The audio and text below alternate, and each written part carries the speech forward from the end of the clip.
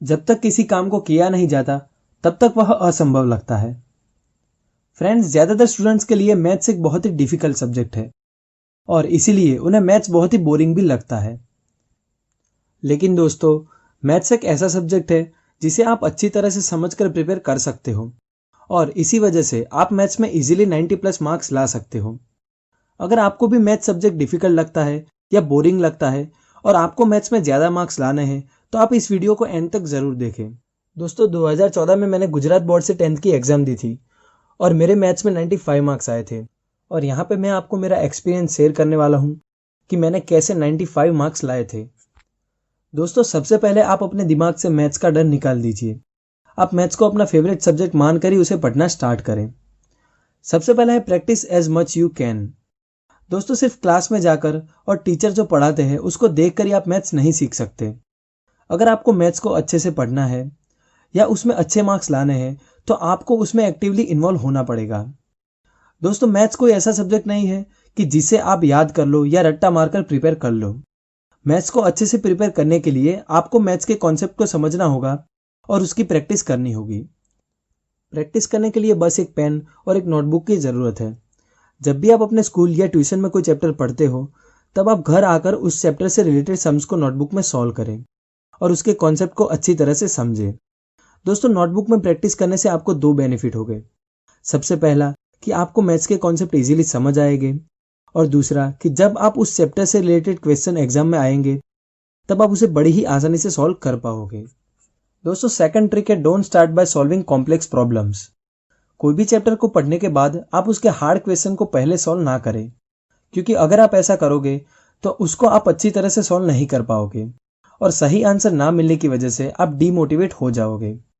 इसीलिए आप हमेशा शुरुआत में सिंपल क्वेश्चन ही सॉल्व करें। जब आप किसी भी सम को सॉल्व करते हो तब आप उसका सिर्फ फाइनल आंसर ही चेक ना करें, बल्कि उसका पूरा answer step by step check करें, ताकि आपको पता चले कि आपने सही मेथड यूज़ किया है या नहीं और आपकी कहाँ पर मिस्टेक हुई है और आप उस मिस्टेक को एग्जाम में ना रिपीट करें। दोस्तों, थर्ड ट्रिक है solve previous years paper. Friends, previous year के पेपर्स को सॉल्व करना ऐसा होगा जैसे आप प्रीवियस ईयर की बोर्ड की एग्जाम दे रहे हो। आपको प्रीवियस ईयर के पेपर को ऐसे सॉल्व करना है जैसे आप एग्जाम हॉल में बैठे हो और आपके पास 3 घंटे हैं उस पेपर को कंप्लीट करने के लिए।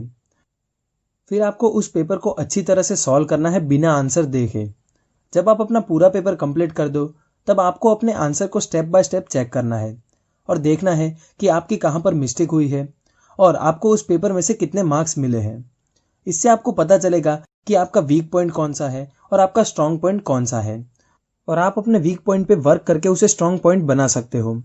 और जब आपके बोर्ड एग्जाम में ऐसा कोई भी क्वेश्चन आए तो आपको प्रॉब्लम ना हो और उसे आप इजीली सॉल्व कर पाओ। दोस्तों, ऐसा करते करते आप पिछले 5 साल के सारे पेपर्स को सॉल्व करें, ताकि आपको पता चलेगा कि एग्जाम में किस टाइप के क्वेश्चन आते हैं और आपको अपना डिफिकल्टी लेवल भी पता चलेगा। दोस्तों, फोर्थ ट्रिक है मेक अ रिवीजन नोट। जब आप कोई चैप्टर लर्न करते हो तब आप उस चैप्टर के इंपॉर्टेंट फॉर्मूला अपने रिवीजन नोटबुक में लिख लीजिए। इससे ये बेनिफिट होगा कि जब आपको उस चैप्टर का रिवीजन करना होगा तब आपको पूरी बुक पढ़नी नहीं पड़ेगी और आपका टाइम भी बच जाएगा। दोस्तों, एग्जाम टाइम पर रिवीजन नोटबुक का आपको बहुत ही फायदा होगा, क्योंकि एग्जाम टाइम पर जब आप पूरी बुक में से क्वेश्चन सॉल्व कर रहे होगे या फिर क्वेश्चन पेपर सॉल्व कर रहे होगे और आप किसी फॉर्मूला को भूल जाओगे तो आप उसे रिवीजन नोटबुक में से जल्दी से देखकर उस क्वेश्चन को सॉल्व कर पाओगे और आपका टाइम भी बच जाएगा। इस वीडियो को लाइक और शेयर करके आप मेरा मनोबल बढ़ा सकते हो। अगर आपको कुछ कंफ्यूजन या डाउट है तो आप कमेंट बॉक्स में मुझे ज़रूर बताएं। ये जो स्क्रीन पे आपको वीडियो दिख रहा है वो भी आपको आपकी स्टडी में बहुत ही हेल्प करेगा, तो उसे भी देखना आप ना भूलें।